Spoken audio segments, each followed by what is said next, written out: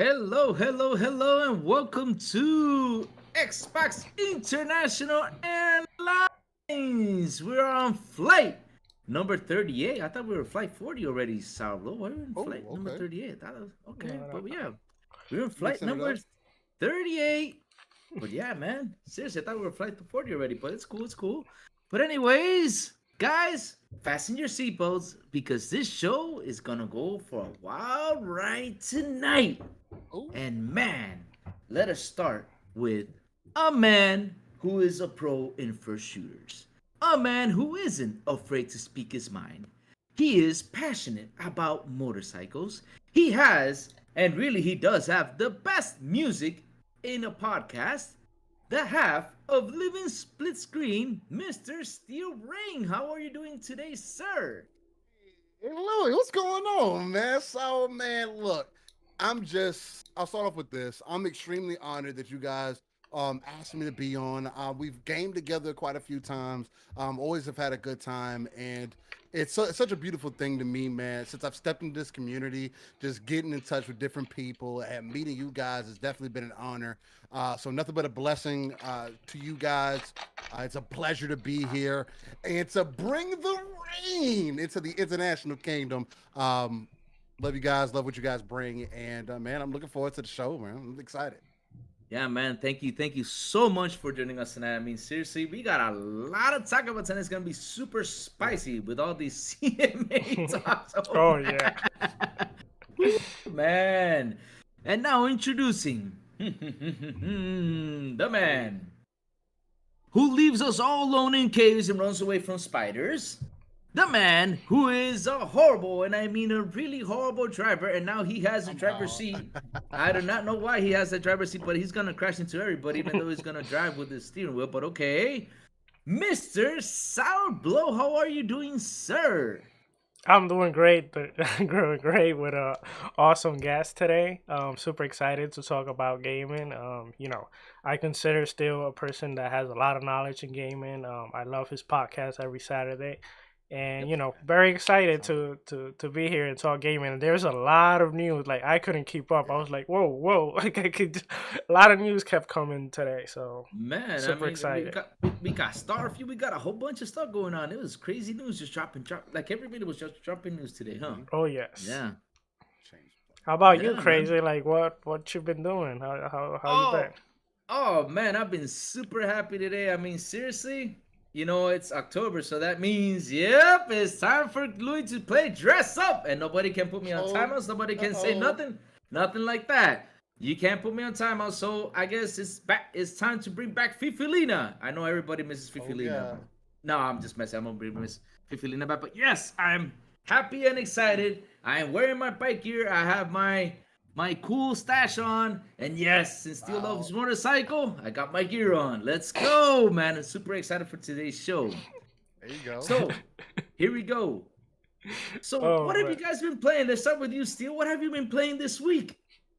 Oh man, what have I been playing so far? I jumped into Overwatch. What is it, 1.5? It has to be. But at least that's the way I personally felt. I'm not much of an Overwatch guy. But I did enjoy the first one for what it was in the like really beginnings of the game. Overwatch 2 is giving me some of those same feelings that I do feel like the game has evolved a little bit, but not enough for it to be like, oh yeah, this is a completely different game. And supposedly they got a PvE aspect coming to the game. I'm not necessarily interested in that. Overwatch doesn't attract me enough for that. It's just weird how they consider that a whole different game.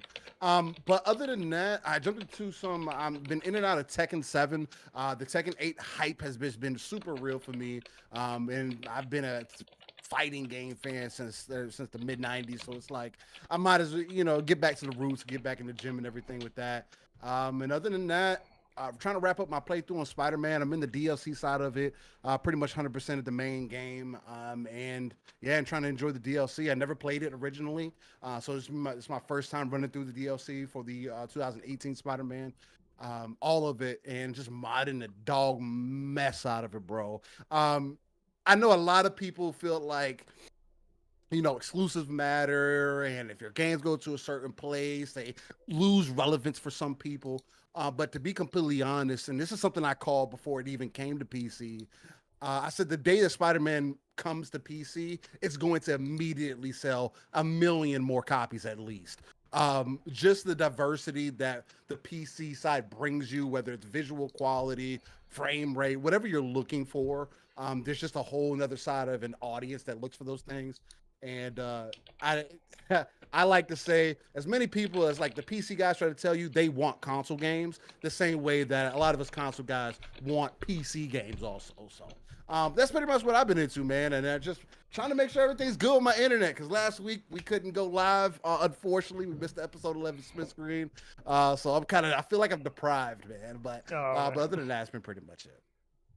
Nice. Man, that's nice. awesome. That's awesome. Nice. How about you, Sourblow? What have you been playing, brother? All right. Well, quickly, I've been playing more Witcher. You know the drill. I'm just Witcher. I did get together with you and with someone in the chat there with Mr. Adam Dark, and we were playing Grounded, which I'm gonna try to make a very quick story about Grounded. It was super fun. So we were playing Grounded, and we were just getting haunted by spiders. Spiders over here, spiders over there, and we just kept running. And it got to a point where we're like, okay, let's try to do something specifically. So we got into this cave to do something. We were looking for something. I forgot what it was. And when we got to the cave was full of larvas, and they were sleeping. But because Dark had a torch, we woke them up. So we started running away from the larva towards the exit. And then Dark said, I would say a few seconds before we got to the exit, he's like, watch there be a spider at the end. I'm like, no way. It wasn't like that. We got into the cave, and he's like, watch the spider come out of the cave. And we're like, no, there's no spider in here. So all of a sudden, he just ejected out. Right. Because the larva was coming after us, like a bunch of larva. It was like probably like 15 or 20 larva in that cave. And we just ran outside, and all of a sudden, the damn spider was there kicking our butts. I was like, damn it. As soon as we saw the light, we got to the light, we started seeing the legs of the spider. I was like, no way. And then we got caught between the larvas and the spider. I actually made it out, though. I actually made it out, though, but these guys got killed, though. Hey, it was a fun. It was fun. Now, crazy. I know you also played Grounded, but tell us about what you played throughout the week and if you have any other story. Though. I started my adventure with Cyberpunk, and I've been having a lot of fun with Cyberpunk. I mean, literally, I started last week. I loved it. And I have 19 hours put into it. And what else have I played? I played with you, Stu Ray. I played Saturday Overwatch with you, Caitlin, Mav. Everybody was on there. We were having a lot of fun. Pong was on there. Pong was super mad with the game. It was a lot of fun, though. But yeah, we got a buzz kid. We probably won like 2 matches, right? Something like that. Yeah, we won a few matches, but they definitely came through with whooping us up, man. People go hard in that game, man. Yes, they do, man. Yes, they do. But hey, it was a lot of fun, and yeah, just the story you just told. We've been playing Grounded 2 and having a lot of fun with that game. It's just such a good game. Yeah, having a lot of fun with that, and with Cyberpunk, man. Woo! 19 hours into it, I just can't wait to keep on playing it. Well, Sour, it's time for you to announce the flight itinerary. Let's go.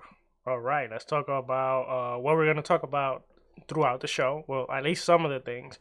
We're going to talk some Gamepass earning, some Need for Speed, Unbound. We're going to talk about the Xbox Series C, maybe.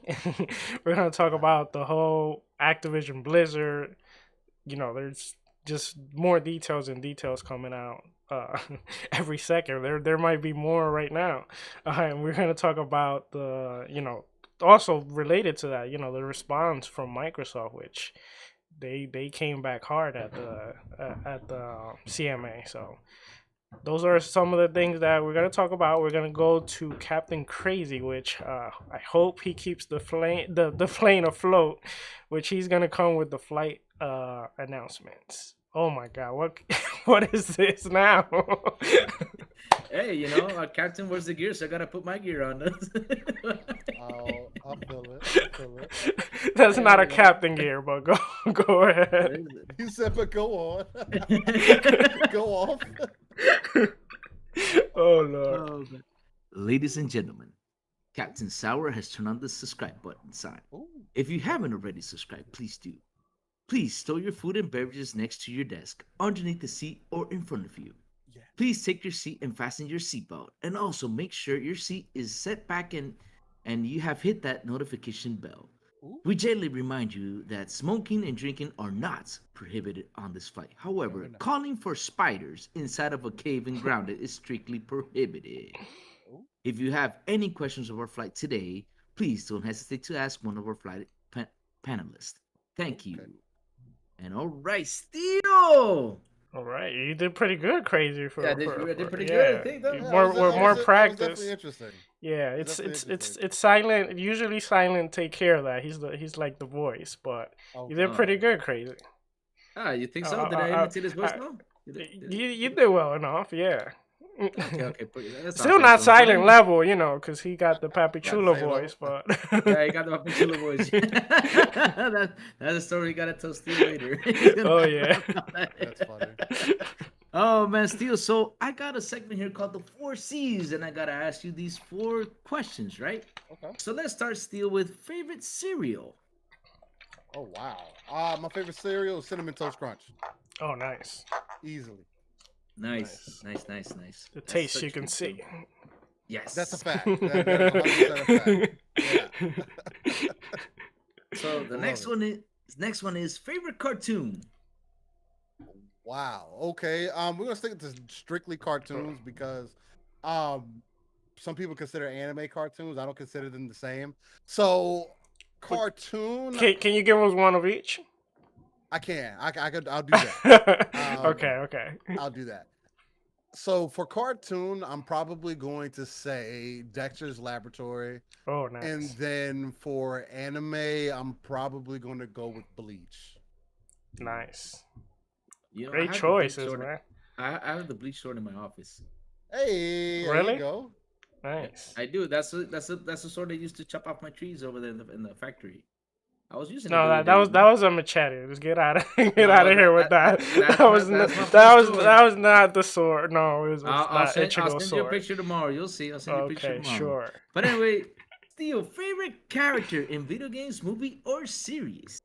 Ooh, favorite character overall? Yes. Wow. Damn. If I had to really slide it down to one specific character that means the most to me, I'm going to say Master Chief. Nice. Nice. The chief. 100% all day. Here's Easy. my question. It's not as crazy though, but it's something I always been curious. Why the name Steel Rain? Oh, now this is a good one. Hold on. I gotta fix my camera to get up there. Because there's a big thing behind it, and the main thing is that I had to do with my pops who was in the military. And his gamer tag was Iron Thunder. So, for those who don't know what Iron Thunder is, or maybe you were in the military, whatever the case may be, I didn't know about it, so I'm gonna tell you guys a little bit about it. What Steel Rain is, well, I'll start with Iron Thunder. Iron Thunder is the noise that comes from artillery being shot in the field. Yeah. Oof. So that's what my dad ran with. He used that for a long time. I played on his gamer tag for quite some time in my young years. And so he said he finally had enough with me trying to take over his account. It allowed me to get my own. But in the process of me trying to come up with a name for my own account, because I didn't have any ideas at the time. I was just starting my infatuation with Iron Man. So I was trying to fit that in there somehow. But I've seen, as a Gears player, I saw that name rolling around a lot. So I was like, I don't know. I thought about Venom, who's my other favorite Marvel character. And I was like, man, I don't know. I like those names, but it just doesn't fit me enough. My pops came through one day and was like, look, my name's Iron Thunder. Like, how do you feel about Steel Rain? Like, Steel Rain? Like, what is that? Like, why? I mean, it sounds all right, but what is that? Like, why would I be called that? Is there any meaning behind it? He was like, yeah, so you know how if Iron Thunder is the sound that the artillery makes when it's being shot, then Steel Rain is literally the rain from the shells that the enemy see as it comes upon them. Oh, wow. And so I ran with Steel, so I've been Steel Rain ever since. That's probably at least 2002. Hasn't been really connected to any like real Xbox Live accounts because I was on the Xbox Connect for a long time because I didn't have just parents who were willing to pay for my Xbox Live for a long time. But then it carried over, and yeah, I've been still running ever since. That's Some iteration of it. That's a cool like heritage of the thing. Like how that's man. pretty awesome, man. That's pretty awesome. Appreciate that, man. Yeah, It's different, and it's always hard because I come upon those times. I'm a Leo. I like, for me, I like change, so it's like I like to switch things up. So I've tried to change my name up here and there. And when clan tags were a big thing, that would kind of suffice for me. But now, since I've stepped into like the whole content creation and just trying to be more streamlined, I've really stuck it down, and that's why you see my name I Steel Rain T's a 7 everywhere. Just because it makes it super easy for it. So. All right. Hopefully, I can give my son a cooler name than mine. Yeah. Hopefully, it doesn't always work out that way. You know? What can my son be called though? Since I'm Crazy Lou, what can it be called though? Oh Lord. I don't know. Sane. I don't. Sane? He's got to be sane. If you're crazy, you got to be. You gotta. Yes. It can't be too crazy in the same house. It can't be too crazy. If you're gonna do that, you might as well start the Insane Clown Posse and just go right from there. Like, Oh man! Oh man! That's the name I haven't heard in a long time. Insane Clown Posse. Wow. I knew of a clan. That was named that back in the day. That's funny. Oh wow, man! Oh man! Oh man! Well- Oh, man. Well, Sour. Let me start by shouting out with these awesome guests we have on. What do you think, Lil Sour? To start off real quick with Mr. John TJ. Hello, Mr. Dark. I see you over there, as always, hanging out with us. Let's go down the list. Mr. Grasso. Hello, our brother, Mr. Grasso. Hope everything is well with you. Going down the list. I see Caitlin was on. Hello, Caitlin. So, Caitlin, you wanted a Slim Jim? Step into a Slim Jim. Ooh, yeah. You think I got it? No. I think I got it, though. But anyways, keep on going down the list. Oh, there's Sourblow, but hey, well, I want to say hi to that guy, you know? We don't like Sourblow anywhere. Anyways, Cozy Beluga. Hello, Cozy. What's up, brother? Happy to see you hanging out with us around here. But yeah, let's keep on going with the rest of the show. Sour, take it towards you, brother. It's quick news to go. All right, we're gonna move to the quick news, and we're gonna go pretty quick with some of them because there's so many stuff to cover, and I know we want to reach the the very juicy and spicy topic. So, real quick, we got Hideki Kojima. Next game will feature Ellie Fannin. We got that Microsoft has filed a trademark for Project Mara, which is the Ninja Theory game. That's experimental horror title, which they're trying to reach very realistic graphics. So I'm pretty intrigued about that. We got some Bethesda news. We got Pete Hine got promoted as Bethesda head of global publishing. We got 5 iconic franchise. Well, this one is not only Bethesda, but I put it under there that 5 iconic franchise from Xbox has reached, certain anniversary, certain milestones. We got Fallout had their 25th anniversary. Wow. We had yeah, right. Forza Horizon has 10-year anniversary. We got Dishonored 10-year anniversary. We got Age of Empire 25-year anniversary, and we got Flight Sim 40-year anniversary. Which I believe each one of them, they came with certain giveaways or certain ways to celebrate. Forza Horizon came out with an expansion with so many things that, wow, if we sit here, we can digest that and we can actually last the whole episode talking about that. Another interesting news, we got the Bethesda confirmed that Deathloop and Dishonored are actually in the same universe, like they're connected somehow. So that's part of the very quick news. There's 2 more, which before I move to these, these last 2, can I ask you guys, out of all these news, were there anything in particular that maybe you want to talk a little bit about, or you guys have a comment about Anything that intrigued you? Hmm. Start with you. Anything specifically? Not yet. I don't have anything specific. Okay. Unfortunately. How about you, Uh, Crazy? Me, I'm just out of all the news. What I find really interesting is that Project Mara. Ooh, more spooky games in this generation. I mean, we got a lot of scary games coming out. I mean, look at this. I mean, we also got that Batman trailer that came out, which is pretty awesome. And damn, Yeah, it's just October getting is spookier. packed. So many games over October. Yes, it's yeah. this October is packed. We got also Plague's Tale and all that stuff. Oh man, it's gonna be an insane month. It's really and yeah, I'm happy that Project Mara is finally getting up on the move because Project Mara is gonna be a fun game. That's all I have to Yeah. say on that about that. Yeah, gaming is growing so much, and it's growing so Yes. much that it's jumping into movies. And we had that Super Mario Brother movie trailer teaser, and Yeah, that was crazy. yeah, let's start with you, Still Ring. What did you think about the whole trailer? Are you happy with Chris Pratt doing the voice of Mario? And what's your take on the whole trailer?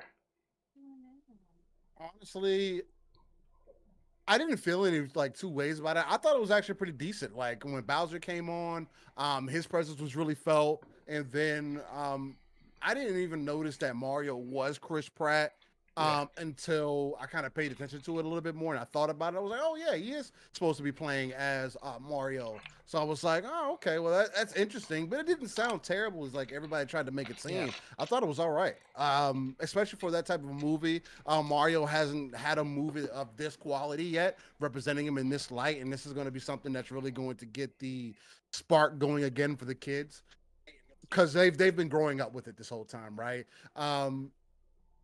I'm kind of hyped for it. Even though I pick Sonic over Mario every time. But yeah, I thought it was all right. I didn't think I had no critical opinion on it like a lot of other people did. All right. How about you, Crazy? Did you think the same as Theo, or did you hate man, it? I mean, no, I'm actually it's pretty cool. I mean, I saw that Jack Black was Bowser, and I was like, okay, that's pretty awesome, Jack Black. Yeah, I thought that was Yeah. dope, man. Yeah, That was dope. That was dope. And the whole Bowser thing was pretty cool. The only thing is that everybody started to complain that Mario did not have any booty. Oh Lord, Lord, more about it. It's gonna be a pretty fun. It's gonna be a pretty fun movie. Yeah, From what I I personally think the trailer looked pretty good. Like Still Ring said, it looked decent. Yeah. It wasn't something that completely blew my mind, but then again, it's the first trailer. It's a teaser, so I think But there's a lot more stuff that they can tie into it. So. I'm just glad that it's animated. It's not just to real world stuff like the old Mario movie was. You sure you could have played Mario with the mustache you have now? Nah, stuff. nah. The thing you got going on. Crazy Yeah. Louie as Wario. Oh, Wario. Yeah, it would be Wario. Yeah. Yeah, That'd be probably play with Wario. Oh, Yeah, Absolutely hilarious. All right. Well, anyway, let's jump to this one. We might spend a little more time about. We got some new details from Starfield, and yeah, there's a few of them. The first one is that your ship will run on fuel, and it will determine how far you can travel. We have dialogue lines of 250,000 plus. So there's a lot of dialogue lines there. By far the most quest deep in any Bethesda game yet, which we kind of knew that. Negative character traits can be removed by quests, and a return to the traditional dialogue system. On this one, Crazy, let's start with you this time. What do you think about these details from Starfield? And which one out of these excite you the most? Oh man, everything excites me from Starfield. I mean, Starfield is gonna be a huge, and just seeing this is gonna be a huge game. When you said dialogue lines 250,000, you know how much lines are that? Oh my god, this is gonna be a long game. I mean, literally, if you're gonna play that game, you can't have like any games coming up for it. I mean, this gotta be like a long month for games to release because damn, 250,000 lines? That's long. That's probably like probably 30 hours of video or just in That's that. cutscenes and stuff like that. That's insane. That's not that Dang. much. That's not that much dialogues. You think that's not that much? That's a lot of dialogue there No, for a game like that. I think Pawn and Steel do more than that per You think episode. I mean, they get us in the booth, man. We might able to. I'm not gonna lie to you. Nah, just kidding. Oh man. Other than that, though, I like the idea that if your character has got some negative traits and you want to remove it, and if you do not like your character, you can remove it in the middle of the game. Is some with a new character, stuff like that. The whole game seems really interesting, and I just can't wait to just see more. And I'm happy that Todd Howard is posting these videos again, because it gets you more intrigued into the game. I like really happy those. about that. I like those videos. Yeah, they're amazing. They're amazing, and I hope that he keeps on doing it every single week. Yeah, the thing that I see with Starfield is the more and more I see things about Starfield, the more and more I be like, what did the people from Star Citizen, like, what did they spend all their time doing? Like, oh my god, like. Anyway, I mean, it's also Star Citizen is also different type of game. I know they could be really similar, and they've changed a lot of that. Yeah. And I haven't had a chance to jump into Star Citizen in a long time. Star Citizen is Sour's game, though. Sour plays that. Yeah. We call it the fake game. The fake game. Yeah, I mean, to be honest, though, I mean, they've taken in so much money and still haven't completed the game yet, man. Yeah. It's been in development for forever. But for me, Starfield, from everything that I've seen about it, because I'm not a Bethesda fan. I've never really jumped into the games like that. I don't have a particular preference. Honestly, the only one that really sticks out for me is Elder Scrolls Online. That's really the first one that pulled any of my attention, and that I dropped probably over 200 hours into. So what intrigues me about Starfield is that I don't have this mantra with Bethesda either, to where, they're Bugfesda. They just put out buggy games. From everything that I've heard from people, they put out good games, right? They put out expansive games. They put out deep games, and things like that interest me. But when they compare it to the graphics and the way that their games have been put together this far, didn't match up for me per se, right? The first time I played New Vegas, my old lady was like, hey, maybe you don't want to go in the first town and not shoot everybody. And guess what I did? I went in the first town, somebody started shooting at me, I shot back, and I killed everybody. And before I knew it, I couldn't progress any further. That was a turnoff for me at that moment. But I can say, okay, well, this is dope, though, because I've also watched her go through an entire playthrough of the game and have this whole different experience where she's connecting everybody. The choices really mattering in the game, and that's what they're good at. So when you take that to space and you say, this is like a Han Solo simulator, or this is like you giving me more of that Star Wars feel that I've always wanted, that I've always been looking for. Like, let me really explore the universe. How would that feel? What if I jack somebody's ship? How does that feel? Can I jump from one ship to the other ship and just take off in their ship? And can I just debo their clothes, or what? Like, it's giving us all those options in this game, and it just has me so intrigued. So Starfield is doing a lot of the things that are right for me, especially as somebody who's a fan of that space odyssey kind of thing. And that's really what's pointing me in that. So the more that I keep hearing from it, again, I can only take the gods and God Howard, as a lot of people refer him, only so far. But it's getting me more and more interested again. And it's going to be really the second game that I'll be really jumping in like that too. So nice. The way Steel plays, I think this game might have to add some like Dragon Ball. So after he kills everyone, he can wish them back. Oh god! But no, I'm super excited for this game because, like I said, I was super excited for Star Citizen, which is a game that I've been waiting all my life, and unfortunately, I'm not mad at their ambition for the game. The thing is that they keep pushing the goalposts longer and longer, and it gets your grandchildren are going to be playing Star Citizen when it comes out. Yeah, unfortunately. Yeah. But the good thing is that Starfield, hopefully it's coming 2023, which I think it will come 2023. And, I guess I will enjoy Starfield just like I've been waiting for Star Citizen in order to enjoy. But yeah, it's pretty exciting to see, like, different little details. Like from these details, because I've been following the game like pretty closely. The only one that's really new for me is that your ship runs on fuel and it'll determine how Yeah, far you can travel. it's like Mass That's Effect kind of, from what I yeah, remember. and yeah, it is something that I don't know if they implemented it yet on Star Citizen, but it was also on Star Citizen So, roadmap. so, Well, actually, it kind of is there because you can't jump to a certain point so without what happens? What certain happens if you fuel. run So out yeah. of fuel though?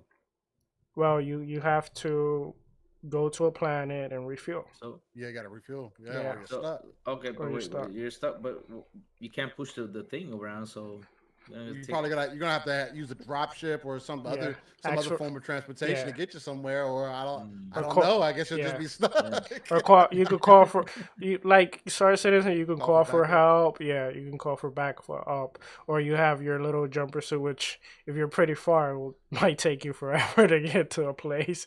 But but yeah, there's ways that they can make it work. Which with a open world like this, they kind of have to.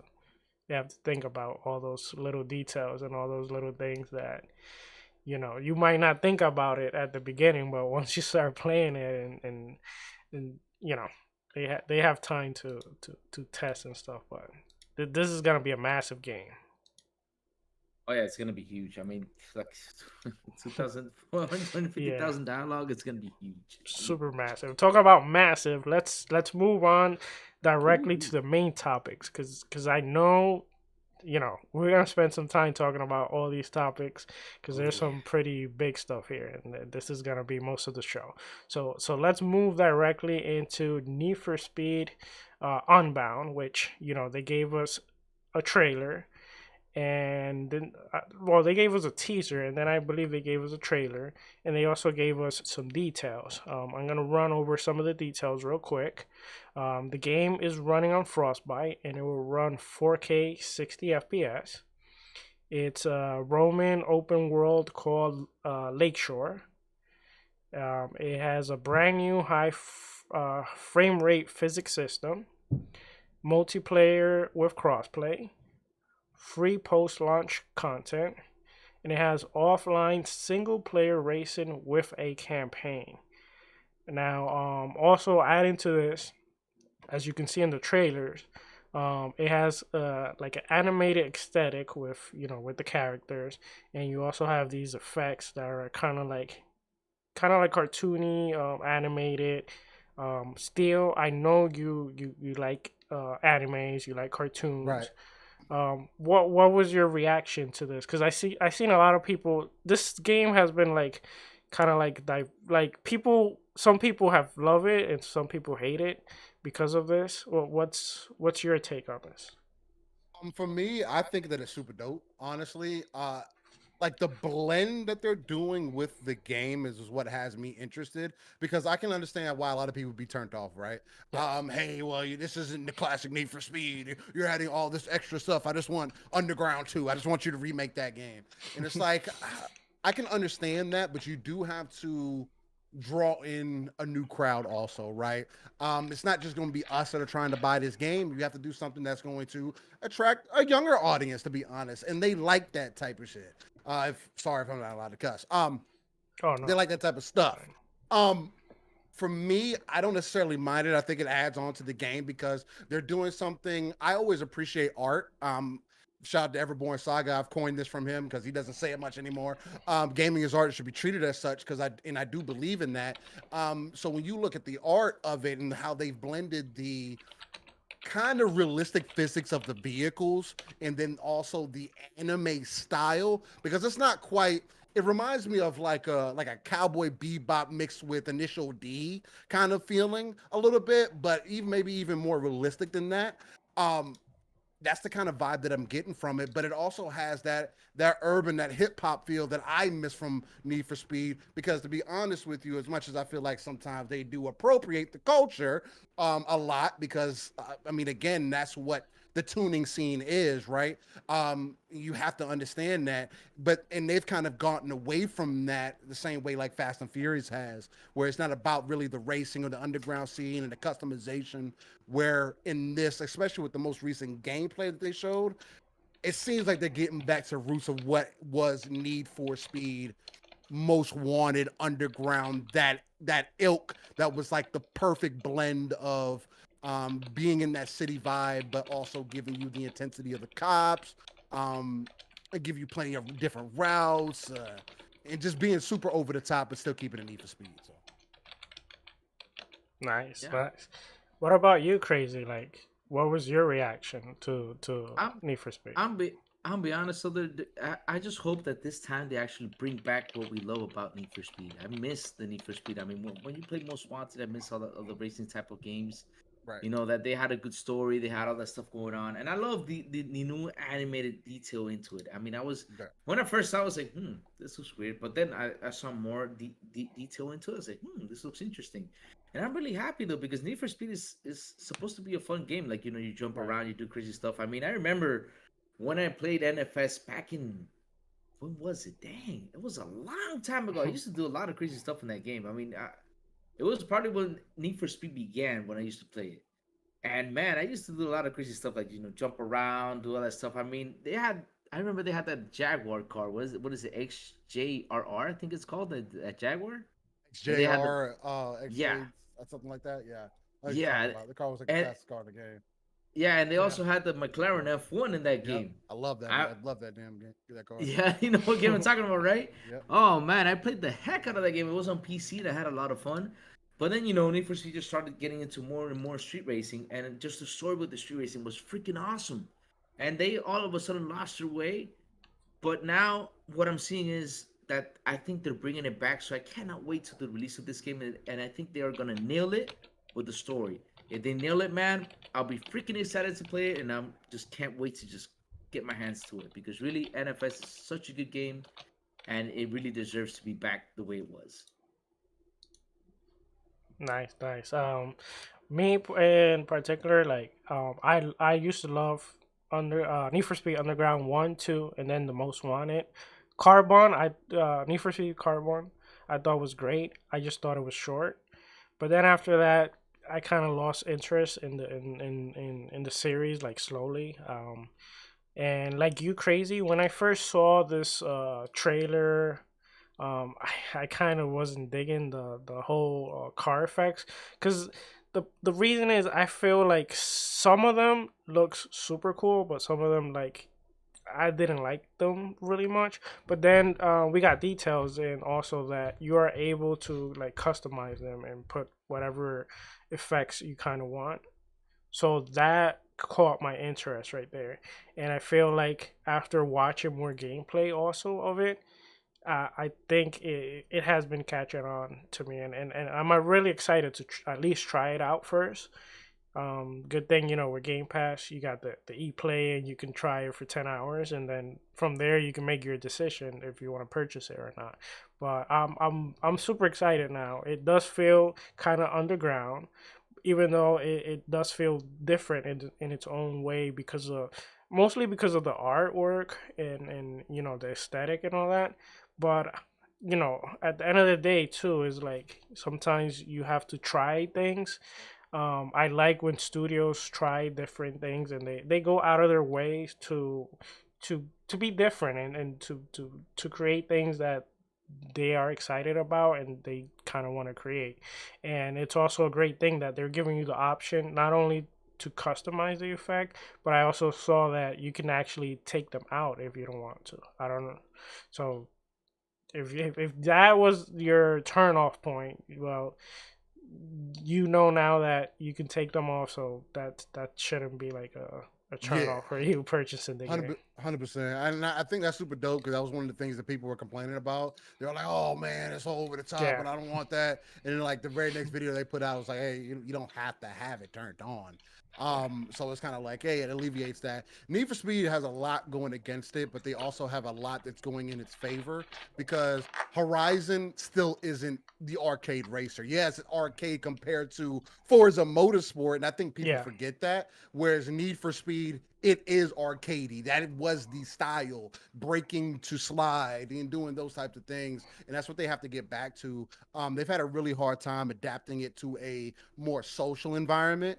And it's like it's so easy for me to be like, hey, why don't you remake Most Wanted and just make it online, and so we can all customize our cars and just run and play together and pink slips, and hey, if you lose to me, I take your car, like that kind of thing. Like it sounds like that would be so easy, but I don't know. There has to be a reason why they haven't went that direction. Maybe it's just loss of talent, but I don't know. They apparently some things are going right, because even the Twitter, I don't know if you guys have seen their Twitter for Need for Speed Unbound, but whoever's running their Twitter is like, he's off the hinges. Like he's about that life. Like I don't, or she, whoever they are, because like they're with the smoke. Like people have comments, but like, oh, this Need for Speed is gonna be like ass, and he'd be like, hey, don't play it.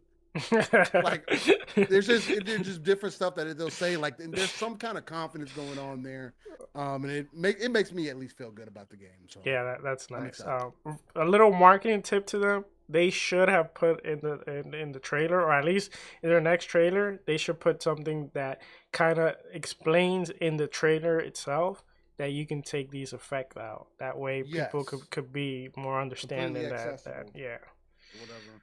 But yeah, that's great. Like, crazy. I don't know if you have something else to add about the No, whole I was just looking for. I was like, Right. man, what was the first Need for Speed release? It was called Road and Track Presents the Need for Speed. That was the first Need for Oh, Speed. really? game.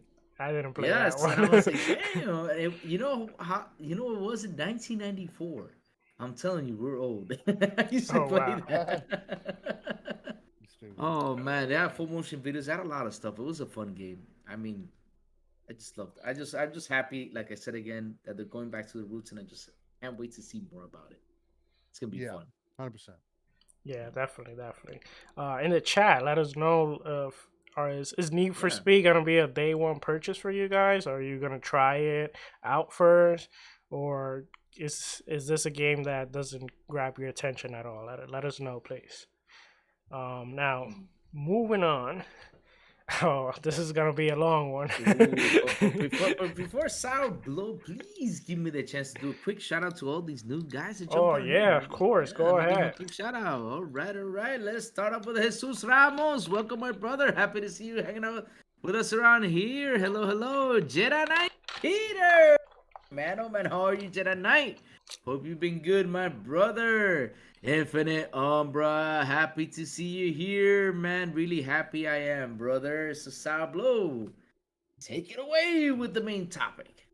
All right. All right. I'm gonna try to go fast with some of the things, even though it's new for us, because right after the last episode, we started off with Brazil approving Activision Blizzard. We didn't get a chance to cover that, but I think pretty much everyone kind of covered that. We got the Brazil, I think it's called CADE, which is Administrator Council of Economic Defense. They given their approval to Microsoft to move forward with the planned Activision Blizzard acquisition. Now, regarding this, we actually got an interview. This is exclusive. We got a special interview with Jim Ryan himself. So we got him back. I don't know if we're gonna get him back after this interview, but here we go. Another thing that comes into play when we talk about this, it should be playing now. The possibility. This is only part of the interview. Next Friday, I'll put the full interview in the chat. A hand up on us. Is it playing? Because it should be playing now. Yeah. If Microsoft, if they lock in this exclusivity deal, is that it's me? going to potentially cause us issue with the computer, the PC Lord. I gotta hear this. Oh no. Them being able to compete, but us not having that opportunity. Again, we aren't afraid of what might happen, but we are concerned.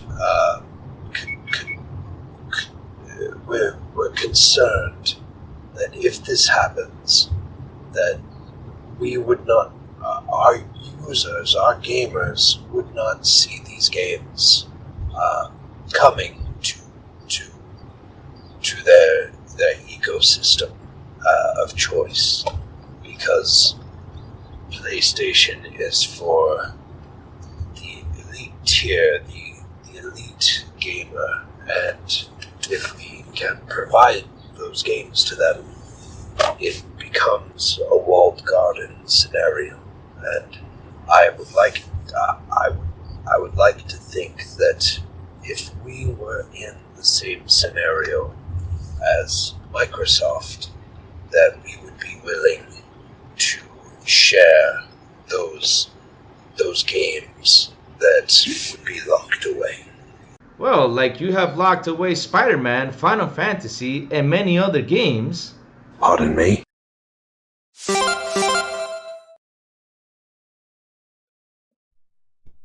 All right, we should be What? back What? now. That's- all right, enough with the jokes. That was a little part. I'll put the full video Friday. Just kind of little playing around with this whole situation. Nothing too, nothing to go. Well, anyway, let's move on. After this deal went approved, we got the European Union of Antitrust Regulator. They made. Just want to know, is my audio still? Can you guys hear me? I Yeah, can we hear can. you, but you Okay. sound like you might be a little low. Yeah. Okay. Give me a second. All right. How about now? That's perfect. That's Okay. perfect. Okay. Okay. So basically, we got the European Commission. They put out a survey in order to kind of they send basically a survey to the developers regarding the concerns they have regarding the deals. And these in this survey they had 100 questions, which I'm gonna touch around like 5 of them. One of them was if the deal may affect developers and publishers trying to sell consoles and PC games via Microsoft platforms and services. How important is the Call of Duty franchise to subscription services? They also said They also said if the Microsoft decides to make the Activision games exclusive to the Xbox ecosystem, would there be sufficient alternative? That was another of their concerns. They also was concerned if the exclusivity would grant Microsoft any advantages in PC. Also, if the Activision user data, if that will grant any advantages in development, publishing, or distribution of video games to Microsoft. And will this deal change the perception of cloud gaming services and make basically their ecosystem more attractive? Now, regarding the concerns with the CMA, I don't know if you've been in touch with. You probably have because it's everywhere. Still, what's your take on basically the concern that the CMA has, the European Union or the Commission?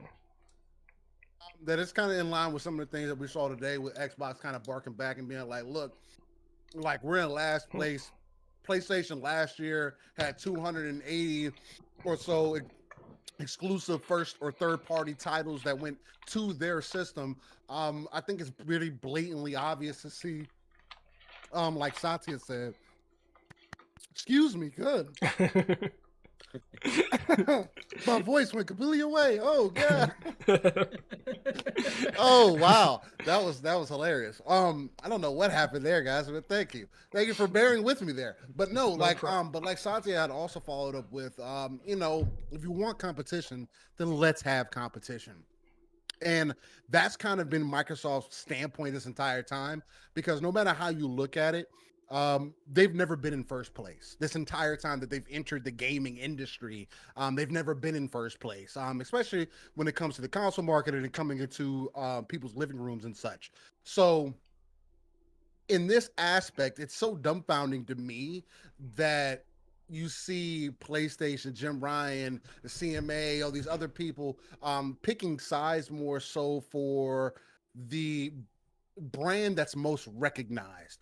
But it's also, I can't fault them for that because PlayStation has been around doing the same types of things that they're also complaining about for a long time. And it wouldn't make any sense if they didn't complain, because it is very well in their business to try to hold up this deal as best as they can. Why? Because it gives them more time to maybe get more games out on PC day and day. It gives them more time to get those multiplayer service-based games out. So that's why you kind of see that fight back. But let's just be completely real and say, even if Microsoft decided to keep this whole deal exclusively to them, it wouldn't matter. It doesn't affect competition. Matter of fact, I would imagine that it would actually spark more competition, because that's what it has always done in the past. You pull one direction, the other side pulls the other direction, and it's that constant tug of war that we want as the consumer, because that's how we get a better product, right? You wouldn't have got the PlayStation 4 if the 360 PlayStation 3 era didn't happen. You wouldn't have got those games if that era didn't happen. It was PlayStation's way to fight back against Xbox trying to double down on the multiplayer side of things. So it's the same thing Xbox is trying to do here, and everybody trying to fight against it. It's just like, I feel like they're just playing semantics, but also at the same time having a little bit of understanding about how business works and everything. These things, I mean, this deal is going to take time. But there's nothing that should help. That should hold it back. There's nothing that's preventing it. No way would this monopolize anything. The gaming industry isn't so sparse like your internet or power companies are. So it's just weird, man. It's just a lot of weirdness going on. Yeah, super weird. But crazy. Like, how about you? Like, what was your reaction when you saw the CMA doing this survey about the concerns they have regarding, all the regarding the deal? Like, they brought up 100 questions, like, and these are just some of them. Like, what was your reaction? What do you think about this? Oh, my first reaction is that they brought me dinner. Nice. Oh, I actually missed that. Yeah. Oh, so that's cool though. I gotta take that to the kitchen in a few minutes, to put it in the microwave. But anyways, what was my reaction to this? I mean, let's see something though. I call this the telenovela of each and every single week. I mean, the CMA UK regulators are coming at with all this stuff and all these questions, and I keep asking myself, why are they coming up with all these questions? I mean, it's okay to ask questions at the beginning, Mm-hmm. It's cool that you guys are asking all these questions, all that stuff, but there's something that you're doing wrong though. You're defending one side of this whole thing. You're not going down the middle, and that's something that I keep saying in all these shows, and I keep bringing it on. I keep saying, why are these guys going on one side and not going down the middle? Why are they only defending Sony? I mean, that is insane. And that's what they keep on doing. They keep on, just going at it and going at it and going at it, like trying to defend, like, oh, what's going to happen to these guys? What's going to happen to this? Nothing's is going to happen to them. What they got to do is they got to upgrade their thing. They got to start working and start doing what they always do, which is make good games, great games, actually, fantastic games. They've been a bit slow on it. What have they been doing lately? They've been doing a lot of remasters and all that stuff. So yeah, it's basically, that's something I still don't get. Why are they keep on going back to defending that? Mm-hmm. Why is that? Yeah. The funny thing about this is, Brazil kind of called them out, and they're like, we're not here to protect any other company. We're here to protect the users. Like, at the end of the day, the customers. That's what a regulator is there for doing. Of course, yeah, they have to protect competition, but like Steel Rain said, Xbox has always been behind, and even with this deal, there's sufficient proof to show that they're still gonna be behind PlayStation. So, I don't understand, like, what's the big deal. And the other thing that I understand, like Steel said, that Sony, they kind of have to do what they can in order to either slow this down, to give them more time to prepare, or to either try to stop this deal if it was possible. But what I don't understand is some of the statements they have put out that they kind of diminish their studios and their property, kind of like making them look smaller than what they are. That's because they are. I mean, at the end of the day, that's because they are. They can only put out single player games. They are. Like, I mean, that's it. Like, that's been my biggest, like, and that's no smoke, no foul. That's just me being real with you. As the way that I look at it, because of the type of gamer I am, I'm not solidified to one side or the other. A game's a game is a game. If I'm interested, I'm gonna invest into it.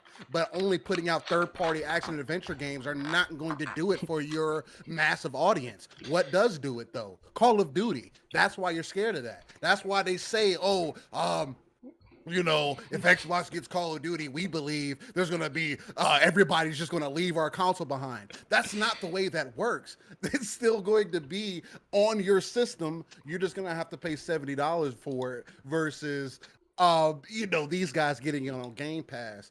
And I saw people throwing out clauses and, they might have to throw a clause in there saying, we can do that, but it can't be in Game Pass. It's like, there's no clauses that has to happen with this deal. Like there's no concessions, nothing, none of this has to happen outside of what Microsoft has already set in place, and they have said, hey, for at least 3 years, we're going to keep these games on your console. Yeah. Like we're not planning to take them away, so why is this a problem? And then, you know, everything they're doing to back it up, it chuckles because it's like when you see these bigger government bodies kind of take that perspective that we kind of have, where it's just like, man, I don't see why this would be a problem. That's what I think that's what makes it super interesting for me. Yeah, and the thing that I see from this whole situation is kind of like, you know, Sony has always been kind of like the market leader, right. So they have been able to dictate to people and, you know, to the media what is good and what is bad.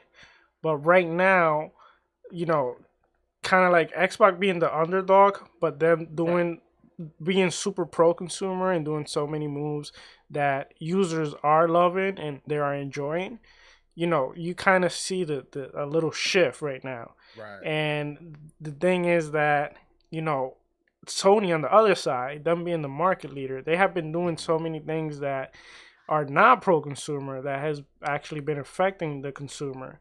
And now you see them, you know, with these statements basically begging for this deal not to go through. It looks weak on their side. It does. Mm-hmm. But yeah, and like you said, with their games only being one type of genre, which personally for me, like you said, it doesn't do it for me. I'm more like an RPG guy or playing shooters. Yeah. But you know, variety. Yeah, bro, exactly.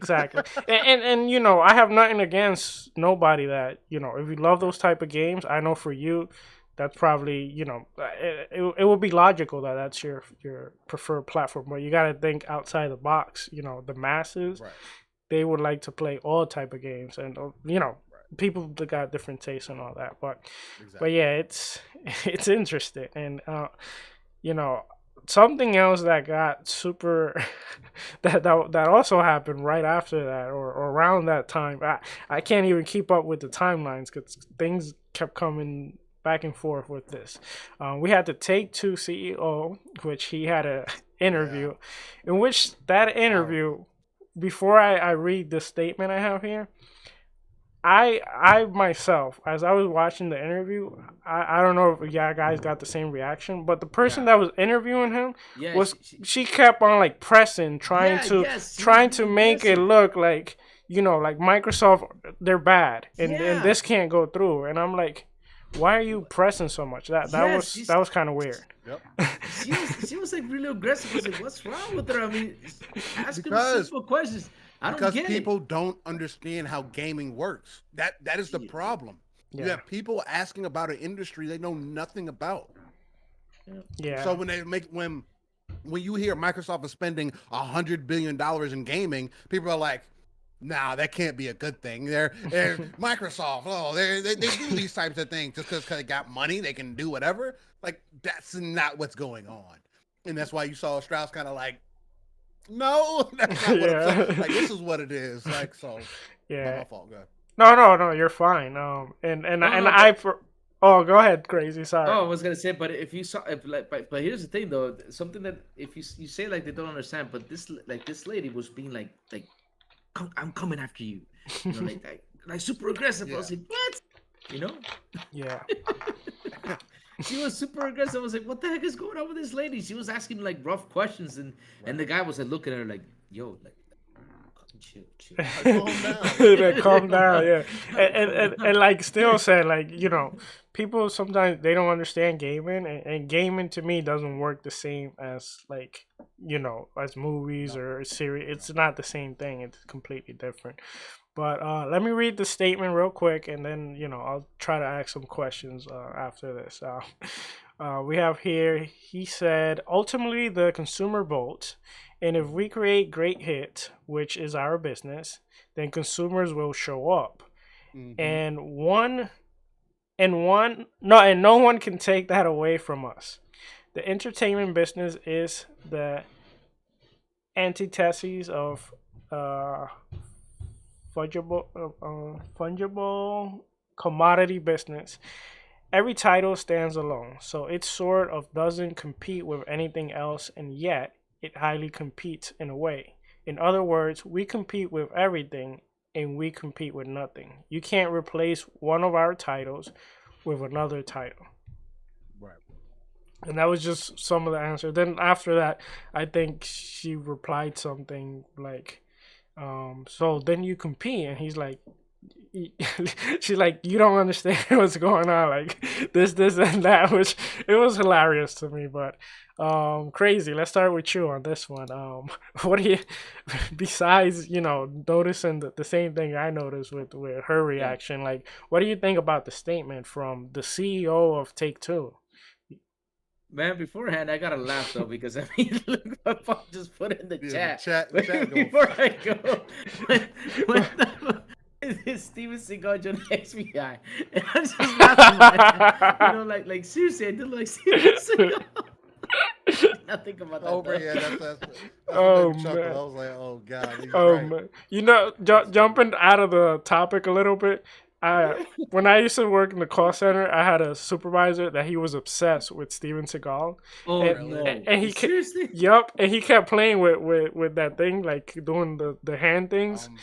And he actually did it to this one co-worker, and he actually broke his arm. Oh my God. Oh, this is wrong. Yeah, that was hilarious. He got sued, right? Because I would have sued his butt right No, there. no, he didn't get so, but Oh, he should have sued him. Damn, that's messed up. but anyway, crazy. Oh my god! I What's hope up, you what's up? remember. Man, Like what? yeah, I remember you were talking about the interview that I saw today with the CEO of Take Two. Oh man, I'll tell you something though. I mean, he was straight on forward what he was saying though. I mean, this deal's got to go through. It's gonna be good for the industry, and he was right though. People are gonna go for the content you make, right? Yep. It's like they Yeah. know their stuff. I mean, look, I think he even said in the interview that he has invested in new technology and also for GTA 6 because they already made the money. They got the money to do Yeah. it. They're And sitting so- on a stupid amount. Yeah, yeah. Oof. I mean, those guys are. Oof. And yeah, and he's right about that. I mean, when they make a good title, people are going to go back to it. So what he's trying to say is that Sony, you need to bring back all your old good titles in there and start working on them. Like we have complained about it and said, hey, bring back SOCOM, bring back Resistance, bring back all the stuff we want to bring back, all these cool games. Because if you bring back those games, you're gonna get people coming back to your console. And so Yeah. since the whole Microsoft ABK deal is going through, right? Okay, and we hope it does go through because we don't want it to drop. We hope it does go through actually. And when this thing goes through, Sony's gotta sit down and rethink strategy, and say, hey, let's bring something back. I mean, they got one of the best guys that work on shooters, and that's Bungie.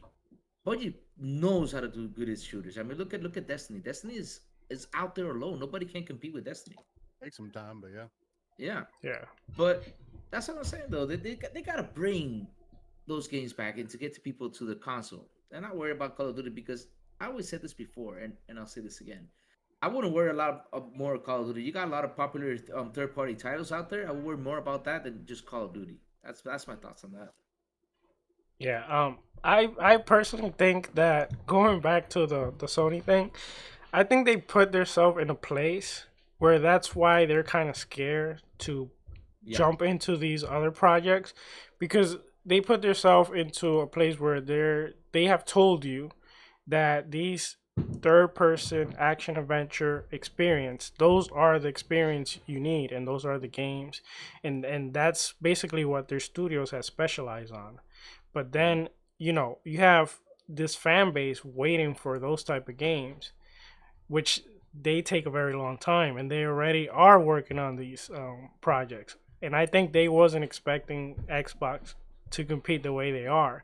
So now you can't drop the project, halfway in, or that they have already started development. So you're gonna have to finish or bring new teams to revive these other franchise. Which, if you want to revive the franchise, you can't just bring those old games and do ports like you've been doing with, games that you have remastered many times. So I think that's kind of the issue. Me myself, like I said before, the games, these type of games are not mine. But for example, I don't currently own a PS5, but if they were to brought back the Siphon Filter, for example, franchise, they will immediately have my purchase right there, because I love that franchise right there. I used to love those games, and I think that's something they need to bring some of those old IPs, but they also need to create newer ones, and they're gonna have to learn how to make good multiplayers. And I want to ask you still, do you think this was this a shot at Sony when Take Two kind of said, if you make great hits and bring great experience, the gamers will come to you, or was it just? Yeah, I think that I do feel like that was a direct shot. I kind of saw it as a shot too. I feel like that was a shot at Sony and a shot at Microsoft, honestly, because neither company has really been able to strive out there. But at least, like he had even mentioned there, it makes more sense for Microsoft to be kind of in them to be kind of hand in hand with each other than to fight each other. And even he made a sly remark, like, I mean, it'd be kind of dumb for them to not, want to do business with us or whatever the case. Yeah. Or some form of fashion of that. I'm not saying that's exactly what he said, but. There's so much just being put on the table, man, especially with what he said throughout that entire interview. The most that I took from it was just like he sees the direction that the industry is going as far as like the digital era and everything, and understands like and he understands that he wants to be on the right side of history as far as we make this push forward. It's not about one company or other company, but he also, it's like blatantly him saying that, hey, I mean, neither company other than outside of Nintendo can sell outside of 10 to 15% of their player base. So what are we really talking about here? And I know people say that, oh, that's good numbers or whatever. Obviously it's not, because the mantra had to change. Xbox had been trying to do that with PlayStation. Obviously, it wasn't working. So you have to do something differently. And then now you're being presented with a different option. He sees that too. And he's like, hey, well, I mean, they're doing things that are enticing more consumers to spend more money than they have ever spent before, because everything is available to them. And that's the essential part of it. And that kept going over her head. She was just like, oh, what about Microsoft? Oh, what about the deal? Oh, all this money, billions of dollars. Like she had the Mr. Evil pinky up to him, like millions of dollars. It was just crazy.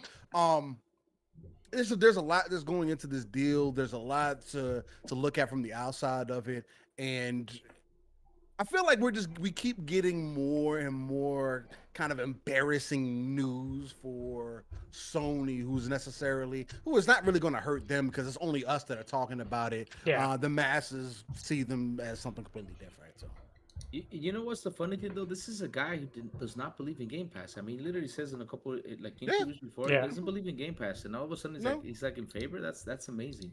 Because he sees that. Like, wow. I mean, but if you can prove somebody wrong, mm-hmm. I mean, you can't deny it after that point. I mean, again, Microsoft just put out their numbers. What they made $2.9 billion or whatever the amount was. in the last year in revenue from off of Game Pass. And Yeah. it's just like, oh wow, well Wow. obviously it's not failing. Yeah. So I mean, and it's just like at that point, okay, what are we having a conversation about? Are you saying that they're spending $250 million in every game that they make? That's obviously not the case. You know Yeah. what I mean? So, But I thought Game Pass did not make any money though. but the other thing too, Louis, is like, who cares? Are Yeah. you getting a benefit from it? Yeah, that's true. That's what That- matters. yeah. Right. So At the end of the day, it's what we that's- get, the value. That's Exactly. That's a narrative that got its head chopped off 2 days ago.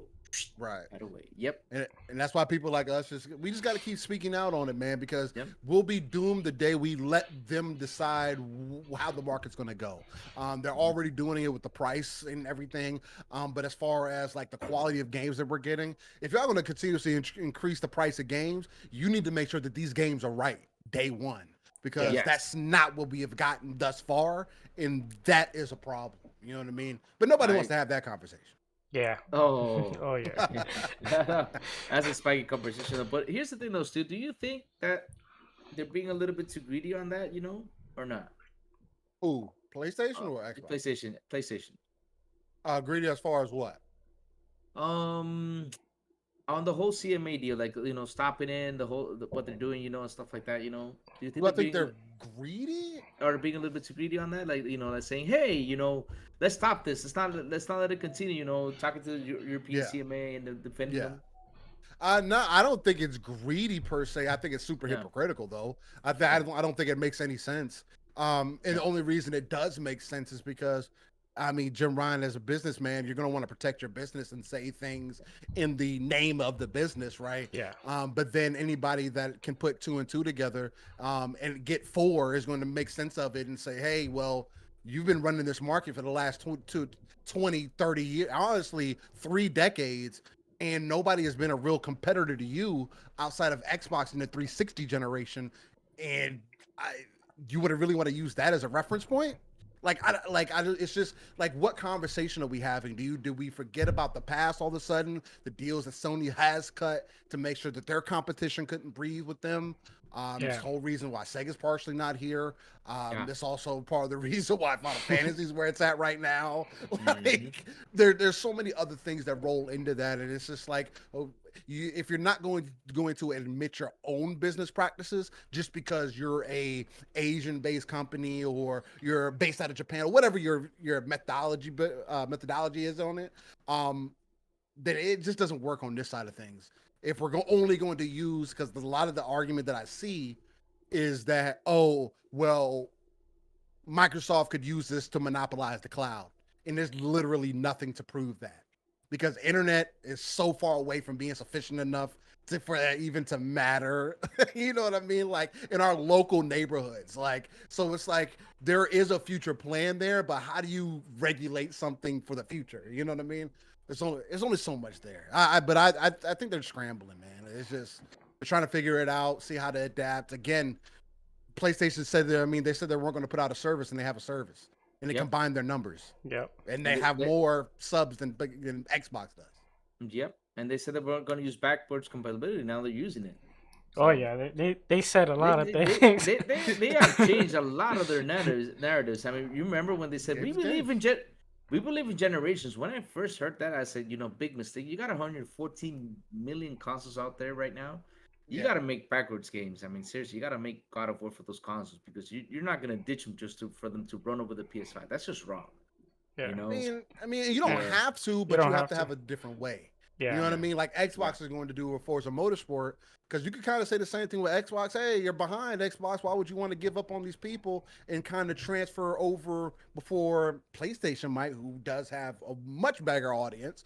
But why would you want to cut them off before? And it's like, well, Xbox also has the cloud that they can use. So you can use your basic VCR Xbox and play Motorsport over the cloud. And if you have a decent internet connection, it's like we're reliving that DSL to cable kind of generation again, where it's like you do have people around you that got the slow internet or whatever, but then maybe you go to a buddy's house, or maybe at your own house you got the cable internet. So it's like you know what that difference is. You know what I mean?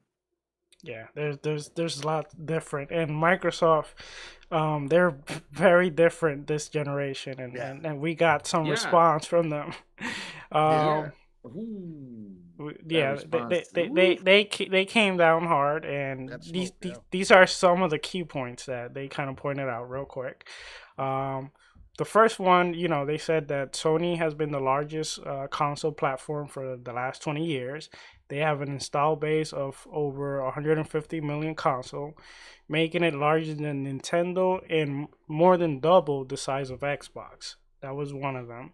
The other thing that they said that that Sony has engaged in conduct that has reflected the market power that they have currently right now in the gaming console, which include console price hike, um, you know basically put it increasing the prices on everything without fear of losing market share because they are the market leader. Um, they also said that this whole deal it's not really going to hurt them when they have such a large library. They have more than 4,000 games available on PlayStation alone.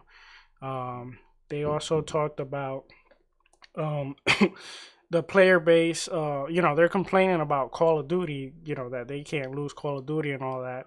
But then again, even the Call of Duty base that they have, even if they were all to transfer to Xbox will still be behind. So it's not just because of Call of Duty.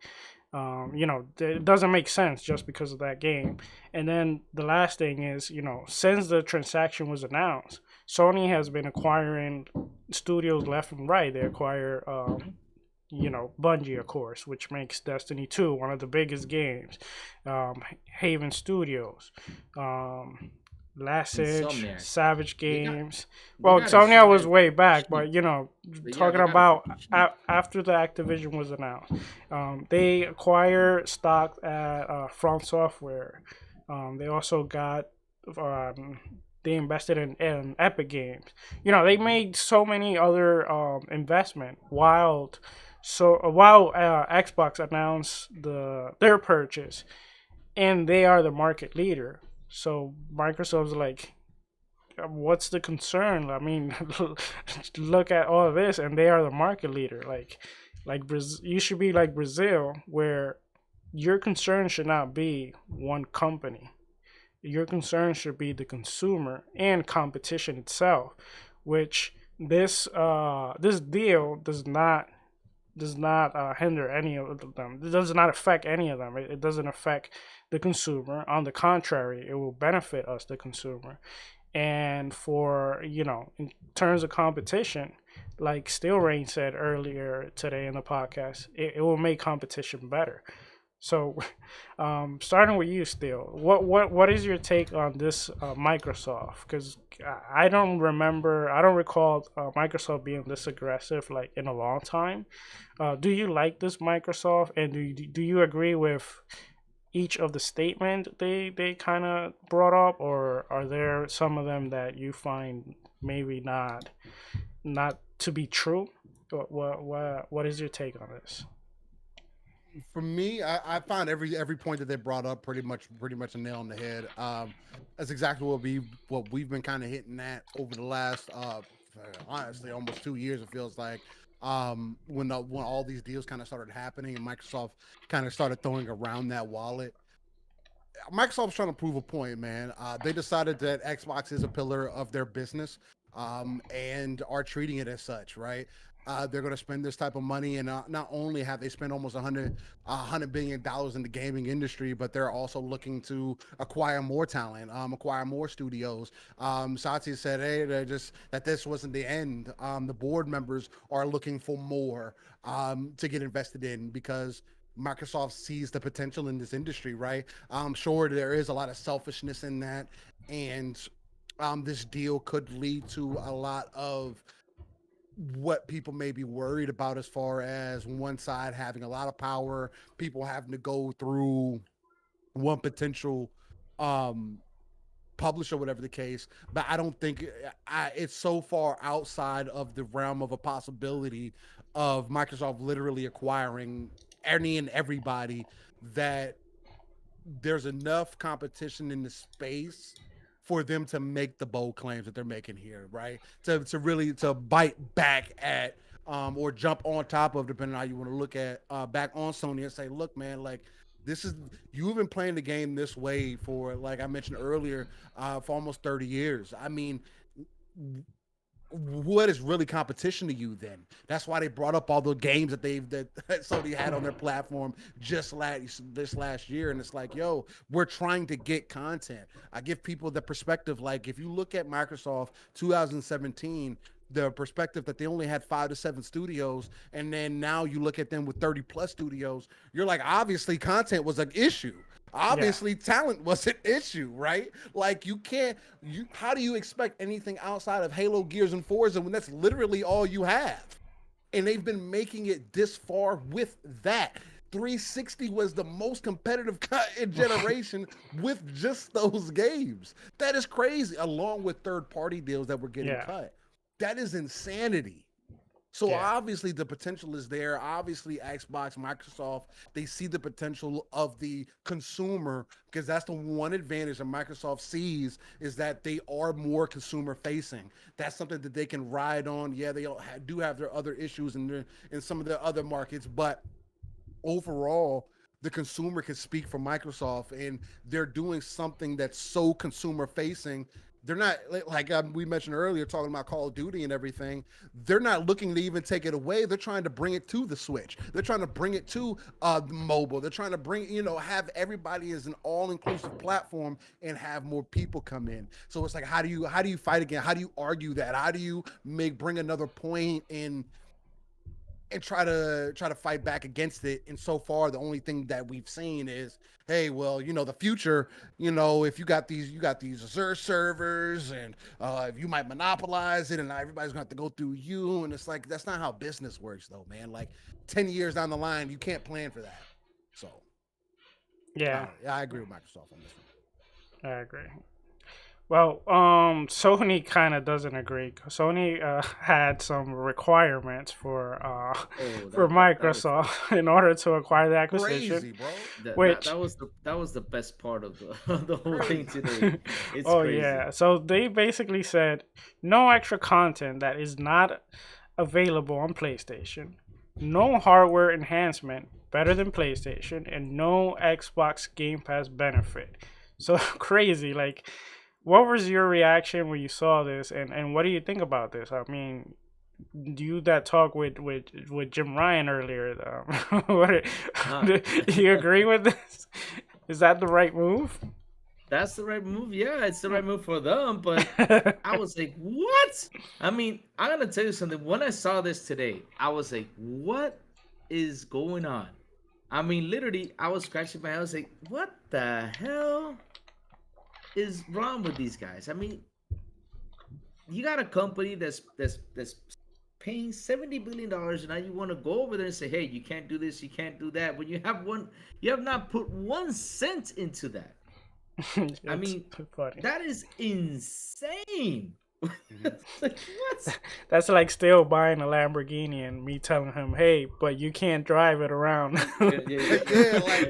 Keep it in the parking lot. Keep it in the driveway. It's like that neighbor, who tells you can't ride your motorcycle because it makes a lot of noise. And I'm like, what? Okay.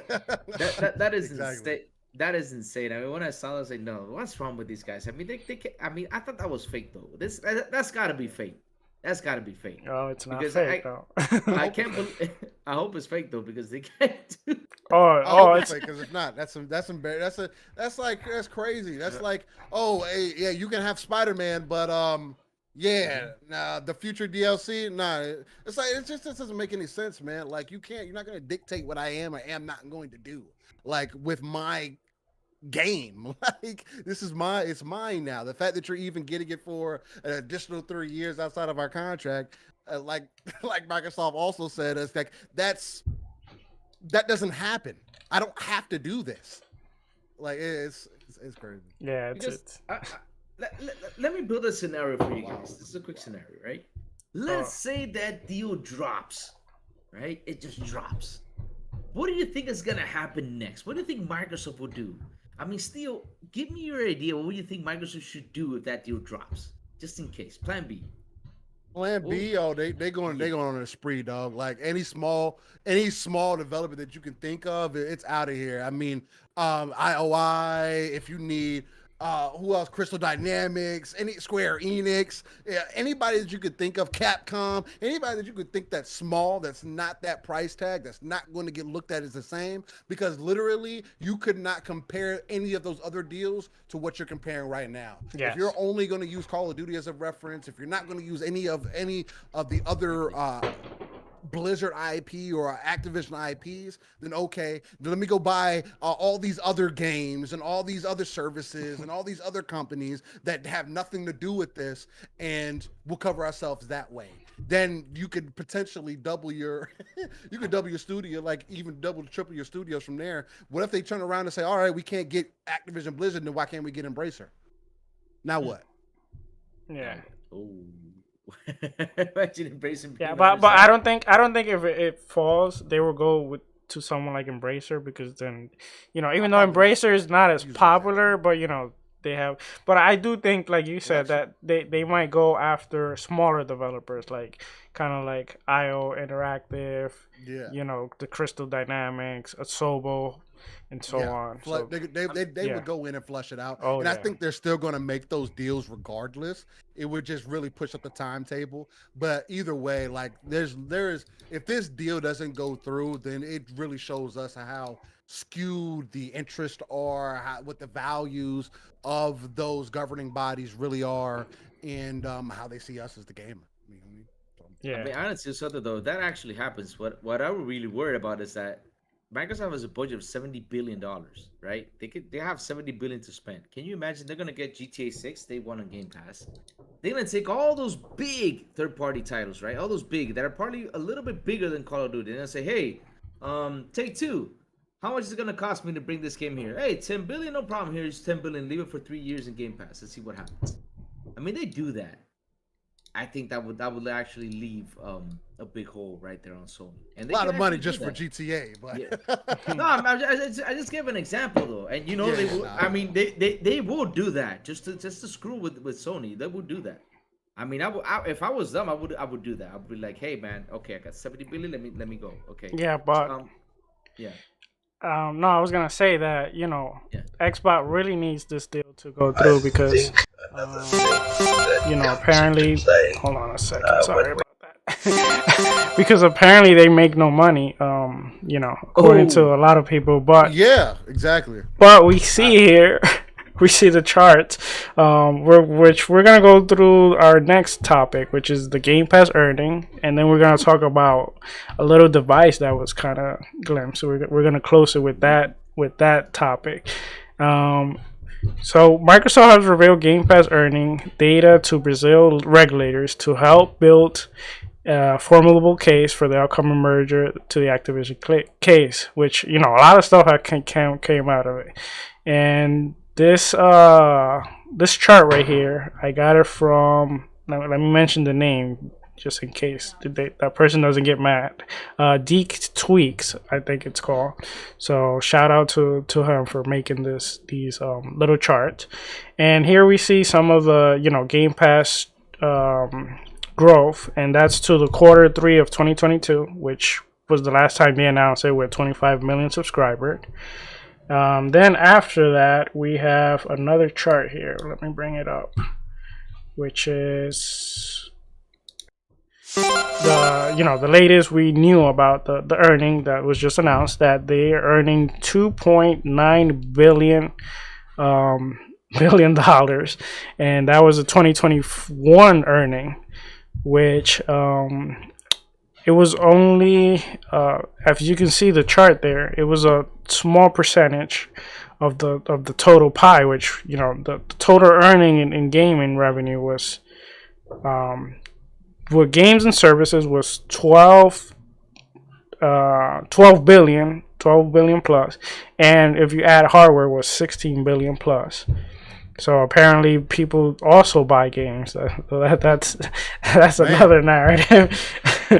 And then the last chart that we have here is kind of a comparison in percentages with subscription services, which you see there that Sony has 40 to 50%, Microsoft have 30 to 40% with 2.9 billion, which I would say Sony has a bit more, right?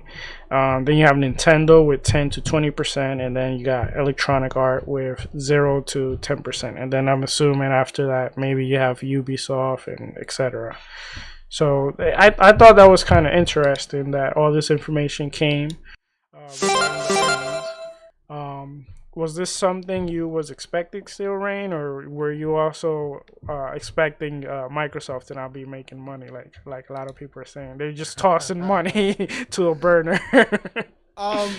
For me, it's like I don't ever literally look at how whether their companies are making money or not. I'm not investing in the stocks, at least for Microsoft and them. So it's not like, hey, whether they're making the money or not is completely irrelevant.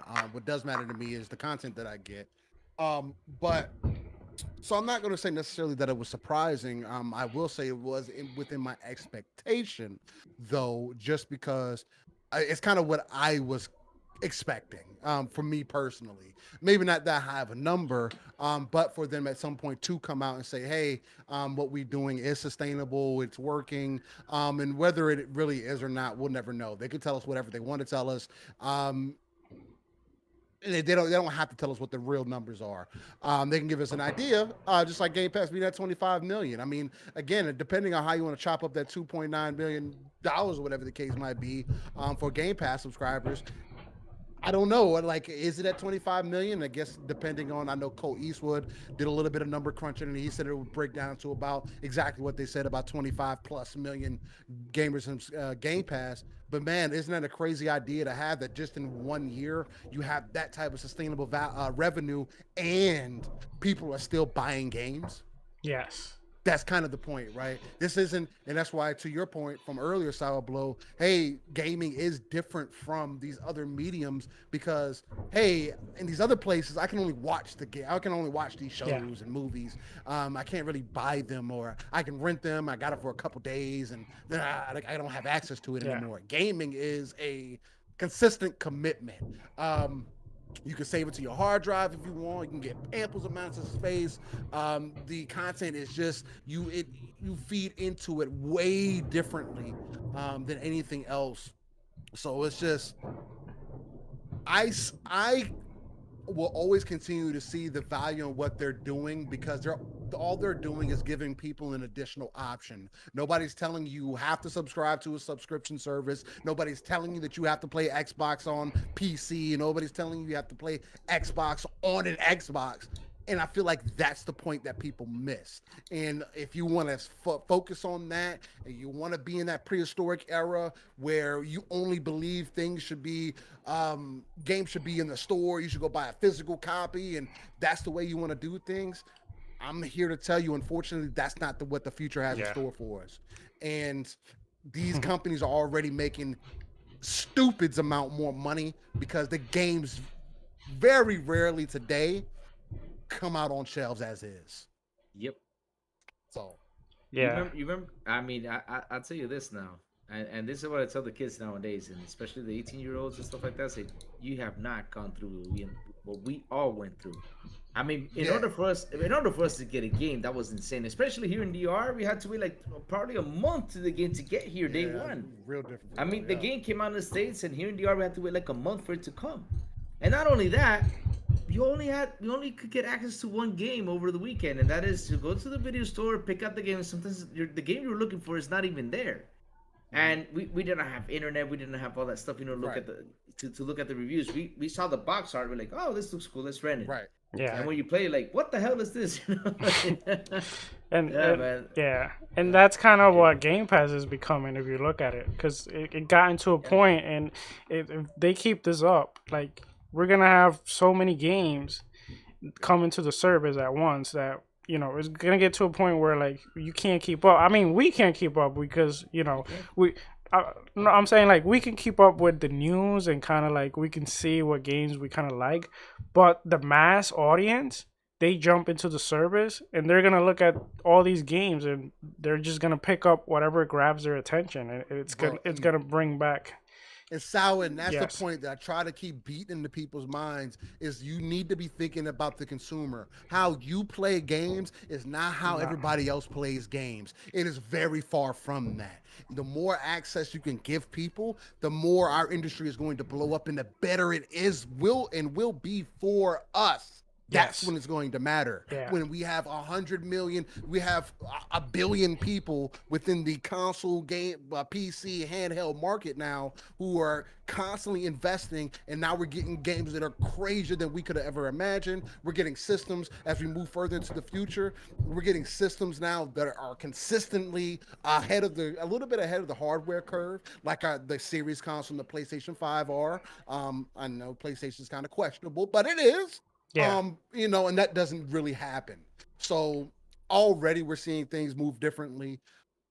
There's just so much potential in what the future holds right now. Yeah. I'm excited for it. I'm so excited. I'm super excited. And one of the great things that I have applaud Microsoft that they have been doing, and is that they're giving you, like you said, they're giving you the option. You can play cloud, you can download, you can play however you want.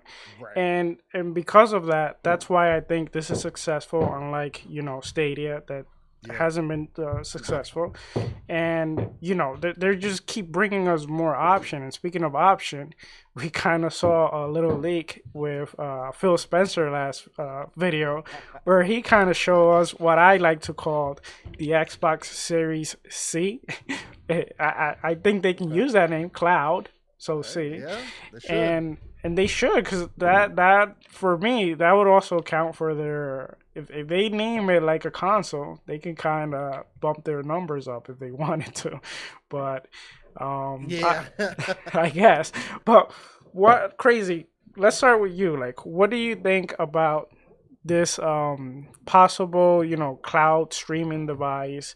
Do you see this as something you will use, something you like, something you're excited about, or are you not really excited but you think it's a good thing, or you don't think this is good at all? You're asking the wrong guy the question, because we don't have cloud here yet. That's something I keep fighting about. I just want cloud to get here to Dominican Republic. I have remote play, and I love remote play. I have a lot of fun with it when I can, but really, I want xCloud to jump by here so I can, I can go to my friends and be like, yeah, I got xCloud, you don't, and stick my tongue out to them, stuff like that. Yeah, and we needed to come by, so that way, for example, the other day the Logitech thing came out, and for example, I want a handheld, and it's a good price, it's affordable price for a handheld.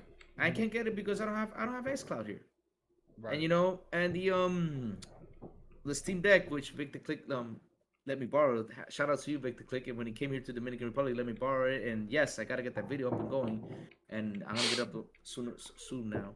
And I remember using it, and I couldn't access the xCloud. I had to download the ExpressVPN in order to use the xCloud and stuff like that. It's a lot of stuff to do, And really, if I had the xCloud here, yes, I would be excited for a streaming device, because I'm gonna tell you something though. I mean, it's the future, and that's what we're gonna get. I mean, Netflix, look where it's at, and Netflix literally began with all the streaming stuff, with the movies, and that's the truth. They began not even with the streaming device. They began just sending the DVDs and stuff. They began sending the DVDs, and then they started putting like a streaming thing, and then all of a sudden, stuff like it just started to work, and it started to go. And look what happened to Blockbuster. Blockbuster was gone. And all these stores right now are going online. I mean, if you want to go shopping, for example, for food, you can shop online for food. Am I right? Yeah. Oh yeah. Can you guys do that right now in the I mean, you guys can do that in the States. Here is working on it, but yes, it's stuff that we do already. We don't have to go to the supermarket anymore to get stuff. Yeah. So that's the truth, though. I mean, we don't have to do all that stuff. So is it comfortable for us? Yes, it is. It's a lot more comfortable for us right now. And the streaming device is going to be a lot more comfortable for those people who just don't have the money to afford a big console, It's going to be a good price, and they're going to buy it, they're going to stream, they got their internet, and it's not going to be that expensive. They're going to enjoy it right there and there, wherever they want. You bring a great point, People, not everyone wants to pay $300, $500 for a console. Yep. So Yeah, I mean, not everybody knows if that's the kind of commitment they want to make. Not everybody has the same situation. And I think it's super unfair to be like, oh, if you don't have X amount of dollars, you can't be part of the gaming scene. And it's just like, bro, we're never going to grow that way, and we're going to continuously garner, and we will grow more toxic communities in a gaming environment doing it that way. There's such a just a better way to go about things, man. Like Louis, you bring up that major point. That's something that I always bring up all the time. It's like, you know, as much as I want cloud gaming, and it may not be for me right now, whatever the case, that doesn't mean that I don't want to get there at some point, or that I don't want our internet to get so much better to a point where everybody does have access, whether that's Starlink with Elon or whoever decides to do it, to make sure that everybody can get connected. That's really going to be the only way. And whoever's making the most investment to see that done, which right now is Microsoft, that's who's going to be kind of behind that, or ahead of that curve. So. Let me give another example, which I found out the other day, and I did not know that, and I found out the other day by a friend of mine that he has a Series S. He uses it for college. Oh wow! Oh wow! He uses a Series S for college. What does he do? He has this. He has the screen, little screen thing. What's it called? The screen. The X screen. The X screen. The X screen. He has an X screen. He takes his Series S everywhere, and he connects it like a laptop, and he works on it with the cloud. He pays the cloud for Microsoft. You know, what's it called? For Microsoft 360. 360. Yeah, he pays the cloud, and he works from his Xbox. Oh wow! Yeah, you could do that. Yeah, you could do that. So imagine yourself that streaming device. You actually could do that. Also, that's gonna be a huge thing. It's gonna help people. It's gonna be. I bet you it's gonna come out in $200. It won't be that expensive. That's. I cross my fingers. It's cheaper than that. Yeah. It could be. Yeah, cheaper. it has to be cheaper than that. I think it is going to be cheaper than that. I think $100, 119 maybe might be the highest that they go on it. Yeah. But I think $100 is going to be guaranteed, because again, it's only going to be a cloud thing.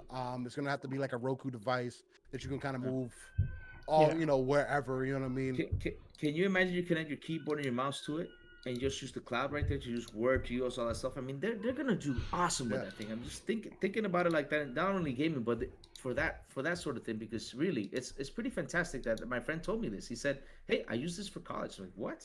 That's pretty cool. Way. Now, that's pretty cool. Before we take it to the in-flight landing announcement and all that, I have to bring it up. Still Rain, what do you think about a handheld from Microsoft? Do you want one, or do you envision one? I definitely want one. What about you, Chris? I do want one. You do want 100%. One? Yeah. Oh, I mean, I get the full thought on it. I didn't know if you. Go ahead. Oh yeah, go ahead. I do want one, mainly because I would like to be able to carry my library everywhere. But I don't know if I want something that's cloud only. Yes. Now, if they do change it to where I have access to my entire library, no matter where I'm at, which is currently not the case, that would be something different, because that would be 100% a dope device, right? I wouldn't need to have access to any of my other games. If I have access to all the games in my library, I think you can though. I don't know. With remote play, I think you can though. I mean, when I jump into remote play, because I do have remote play, you get access to your whole library. You ever tried that? But you need the internet then. You still need the internet. Then you have to make sure your console's turned on. What if the console turns off? What if you're not home anymore? If you go across country or whatever the case might be. Now, I mean, you're counting for your Xbox to be on. I have mine in power save mode, so it's gonna turn off after an hour. Then I'm gonna be. Hopefully, it'll turn back on if it's still connected. Or I mean, like, remote play is an option, definitely. Like, especially if you're like local still. But once you take it beyond that, like, for especially here in the U.S., like if we go from Florida to California, I don't know if I just want to depend on my Xbox being on the whole time while I'm trying to make that trip. I don't know. I guess it also depends on how you travel, the things you throw into consideration. But the biggest thing is making it as easy as possible for people, which is why I was like, from me and you, Louis, that might be super easy, could be an option. But for other people, if you could just put it right there, boom, as soon as you boot it up, it says, hey, here's your library, play these games. At least if you've downloaded them, I think that would be a good option. I think the best option they have, if they want to do this real quick, is if they can somehow shrink the Series S kind of That was my same hardware thought. Yep. and do it, and what they can do is instead of having the 500, the 500 gigabytes of storage, they can have minimal storage, and they can have like a slot where you put your the SSD. card, The the Microsoft SSD, card? yeah, the Microsoft card, and that will be the kind of the storage. If they can do something like that, that would be great. That would be amazing. Get But like the base version that yeah. you can get if you already have the card. You can just slide it in there, boom, it plays exactly the same. yeah, That could be a way, but then you're adding like extra bulk to the device, and Yeah. no, but other things I think if they can make it, because the card is not that, if they can make it somehow where you slot it in and then the card doesn't pop out, that I think that would be cool. that could be potential. But I think right now their major focus is really more so cloud than anything else. So Yeah. I mean, if the easier to make those games to be accessible.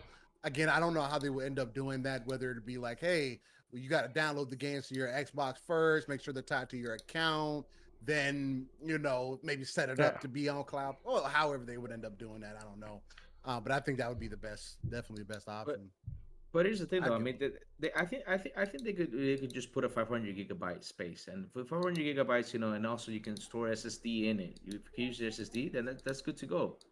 That's Yeah, my I mean, thoughts no, on it. but of course, if it's Because- an option, then yeah, I'm just giving Yeah. ideas to shrink it as most as possible. Like what Steve was saying, like make it a bulk, like to make it more bulky. No, you don't want it. You don't want that. No, slot no, to no, be- definitely I was not. thinking about. It, I was like, man, that would look like an old Game Boy back in the day. But I don't know. Yeah, that's how I was thinking about it. Like the Game Boy wise, I don't know. I don't know if I want to go back to Yeah. like having a Yeah. Game Boy or a Dreamcast, like one of the VMs in the fucking controller or whatever the case. But yeah, I think it's interesting, and I'm looking forward to see what they do with it at least. But you're right though about the remote play. I did not think that through though. Like for example, here we have power outages. Imagine though, like I'm away out of the country, and all of a sudden, boom, power goes out. I was like, damn, I can't access my remote play. So they got to figure that out. That'd be pretty cool. If they do make a remote handheld device, they got to figure out a way that you can just doesn't have to be remote play. That you just log into your library, exactly. play all your games, and The that's cloud, it. of course, but you have access to all of them. You have access to all that. Yeah, they got to do that. You're right about that. They should do that. I don't understand why they only have cloud. I think honestly, I think that's the goal. Yeah. To at some point to have, because right now, I mean, you see the differences between PC and Xbox still. I think at some point, once they make that crossover to where they're pretty much the same, maybe outside of a few games here and there, that's when you'll start seeing that transfer over to where, hey, we'll just start marketing it as kind of how they did with Windows 11. Hey, if you got a laptop, you sign in, boom, you have instant access to all your games. You don't even need your Xbox. You know what I mean? Like, I think that's when they'll start doing it, and that'll be super dope. All right. That'd be Well, super dope. I kind of see the traffic control guy, the what you call it. He's calling in for the flight. So, still, it's been awesome having you here, and the chat's been awesome. And great conversation, but Absolutely. we gotta pass it to our captain. Whoa, what happened there? No. Yeah, he got What? ejected. Oh my God, Ejecto-cito, we crashed. What'd you Why do? did you crash Captain, the you there? plane? Yeah, I'm here. I'm here. I'm Lewis here. Oh, what happened? I'm here. What happened? Captain is gone. No, I had to uh-oh. run up real quick through the Oh. hallway and grab a handle. the of show stopped. The show's. Oh, No, the show didn't stop. It's sh- all black and white now. Did I click on? It's I was- no, you did. Did I do something wrong? I always mess up on the show. I think you ejected out.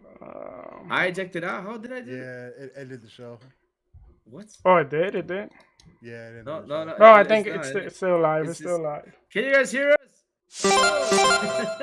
All right. I think Oh, we should there be we back go. now. What happened though?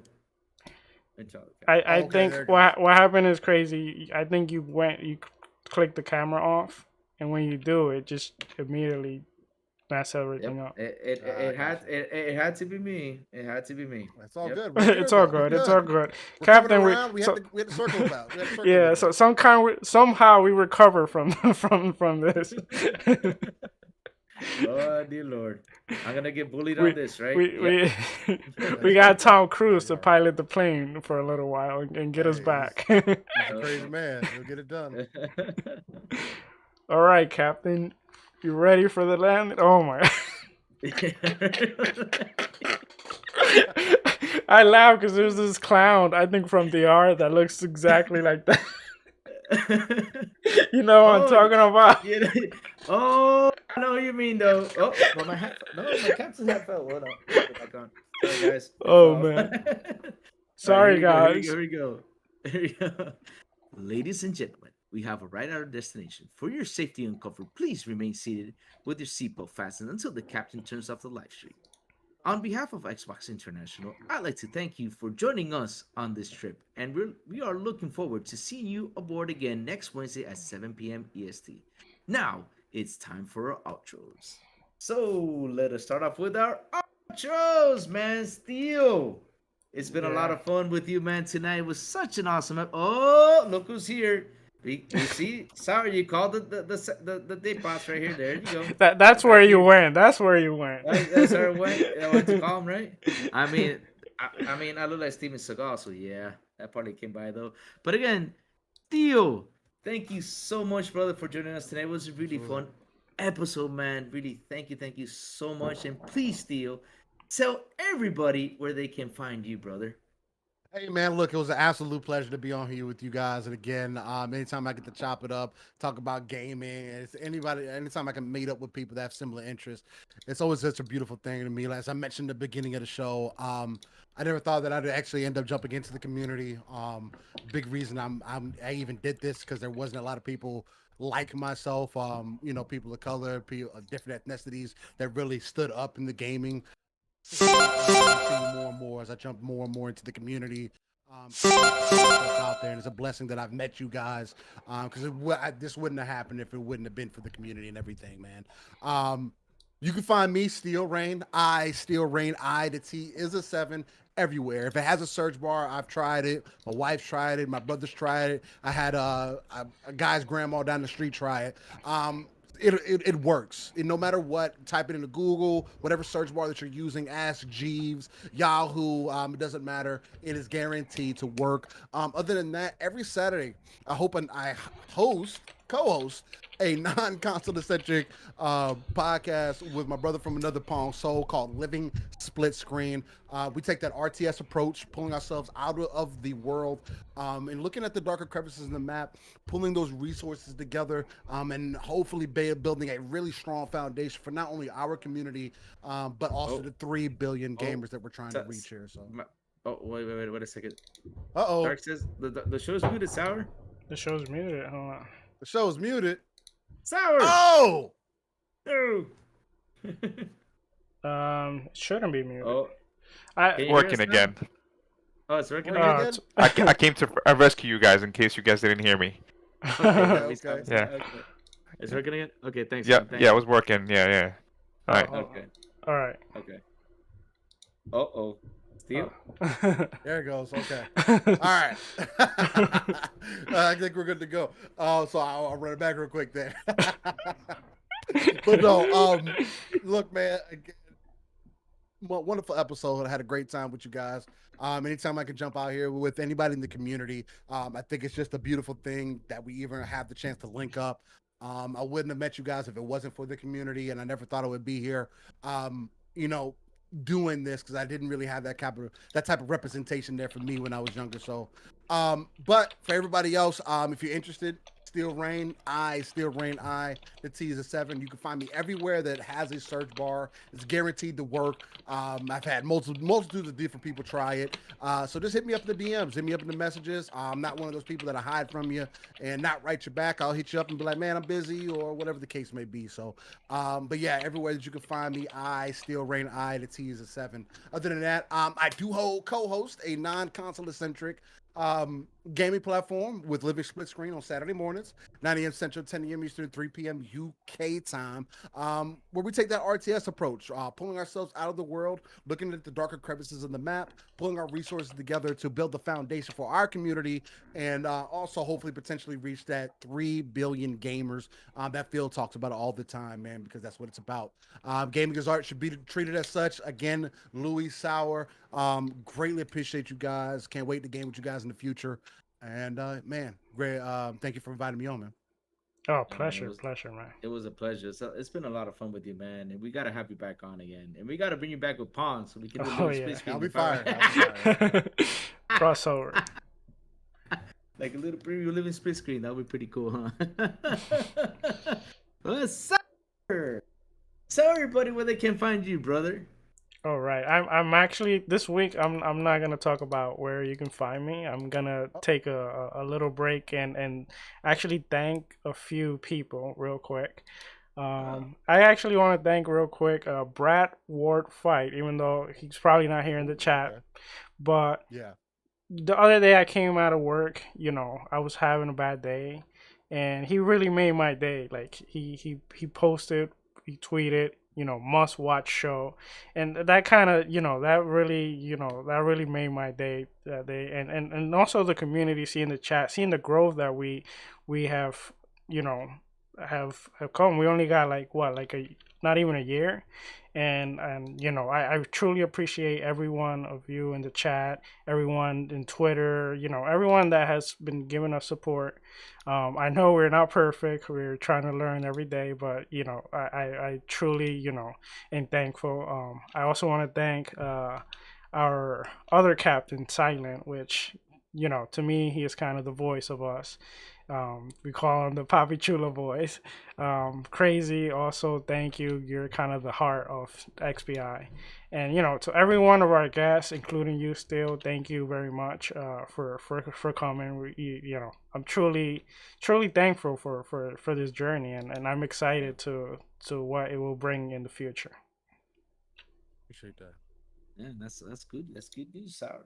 What about you, Crazy? You're about to make me cry when you say that. Sorry, I just wanted to say that because even though each and every week I do something wrong on the show, but yeah, I crashed the plane today. Man, no, you're fine, Crazy. You were good. You were good. It was technical issue. Well, guys, it's easy where you can find the crazy one. It's really easy. You can find me at Twitter at Crazy Louis Gaming, doing all sorts of crazy and insane things. True. And before I continue, I want to thank the chat. You guys were awesome today. You guys kept it rocking and rolling, as I say every single week. You guys are freaking fantastic. Really appreciate you guys. And also, you can find me on Mondays at the Xbox Lunch Break Special at the Double Barrel Gaming YouTube channel at 12 p.m. ET with Mr. Boomstick, Web Dave, and Fuzzy Belvedere, man. Fun show, really fun show. And as always, guys, you can find me here on Wednesdays at Xbox International Podcast with What's Up, Sourblow? Oh, before you let go of the show, I want to thank two more people real quick. Before I forget. Okay, I want to thank Mr. John Dark, which, he was an original. Got to join, in fact. Unfortunately, he had to drop out because of work. But, he continued to support us in the chat, so I truly appreciate him. And also to our community manager, Sebastian. He's always doing a lot of work behind the scenes. So thank you, Sebastian, too, for doing all this hard work. Did Dark just pop up? Hello? Yeah, I thought I thought I was getting an award or something, so I just hopped on. Oh. I thought I was receiving it. I was like, hey, let me. But no, Yeah. thanks, Howard. This is a great community. Steel, thank you for coming on the show. It's great just to in the background. I was working, listening to you. Love your passion, man. I always loved listening to you. Saw you the other day on Boom, a couple of episodes, and I just love that passion. I have that same passion for gaming, so it's definitely great to have you on the show and just listen to your story and then also your perspectives, which are always like on point with you and Pong. So thank you so much. Lou, you look like Jack Black, or Jack Black and Brutal Legend. Just want to let you know that with that. Yeah. And Louis Seagal, man. Oh, man. That was the best thing. Oh man. I don't know what animal you killed to rip off that little bit of hair, but Oh, it's actually pain because I got pain in the bathroom in it. yeah, cool. Yeah. Alright, so let's it crashes. Yes. Before it crashes again. Again, I actually did something. First. No, you're fine. You're fine, Crazy. Okay, you can also find me. Here on Wednesdays at Xbox International Podcast with my brother Sourblow and Silent Cypher going through every week's news and the things that happen in the gaming world. And guys, like I always say, remember. Let's go, let's rock, and let's get crazy. Yes, see y'all next week. Bye-bye. Oh, then I